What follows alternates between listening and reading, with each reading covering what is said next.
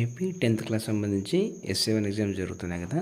అందులో భాగంగా మనకు హిందీకి సంబంధించి ఒక పేపర్ అయితే వచ్చింది. ఇక్కడ చూడండి. సో మనకేంటంటే ఈసారి 10th క్లాస్ సిలబస్ మారింది. ఇంకోటి పేపర్స్ ఇంకైతే రాలేదు. కొంతమంది ఎక్స్పర్ట్స్ వచ్చేసి according to present blue print ఆ బేస్తో అయితే పేపర్ అయితే ప్రిపేర్ చేశారు. సో మ్యాక్సిమం దేని ప్రిపరేషన్ కూడా గవర్నమెంట్ టీచర్సే కాబట్టి మ్యాక్సిమం ఇందులో నుంచి కొన్ని క్వశ్చన్స్ అయితే మీరు పక్కాగా అయితే ఎక్స్పెక్ట్ చేయొచ్చు.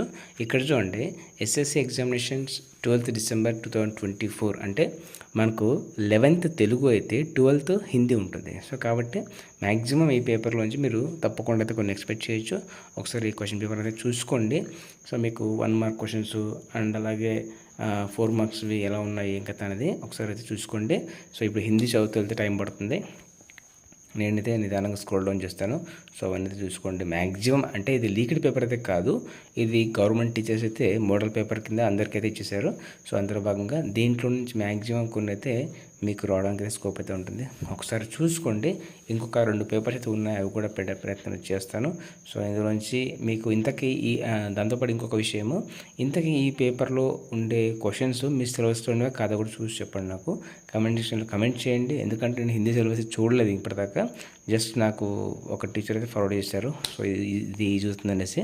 సో ఒకవేళ మీ సిలబస్ కాకపోతే నాకు కమెంట్ చేయండి. మీకు వేరే పేపర్ కూడా ఇవ్వడానికి ప్రయత్నం చేస్తాను.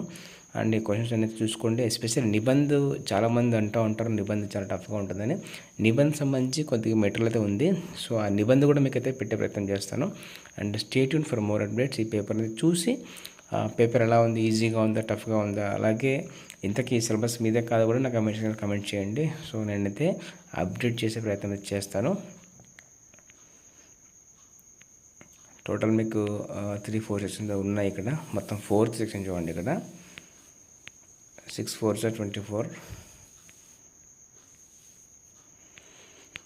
4 మార్క్ క్వశ్చన్స్ ఏమి ఉన్నాయి.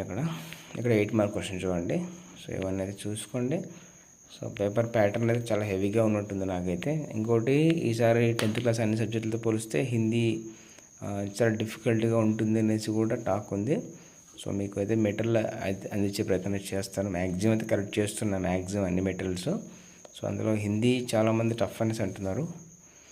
సో మ్యాక్సిమం మీకు ఈజీగా ఉండే మెటీరియల్ అయితే ప్రొవైడ్ చేస్తాను. And stay tune for more updates. మీరు ఫస్ట్ టైం వస్తున్నట్లయితే మన ఛానల్కి please do subscribe and do like and comment share some one who need this one. And thank you so much for watching my video.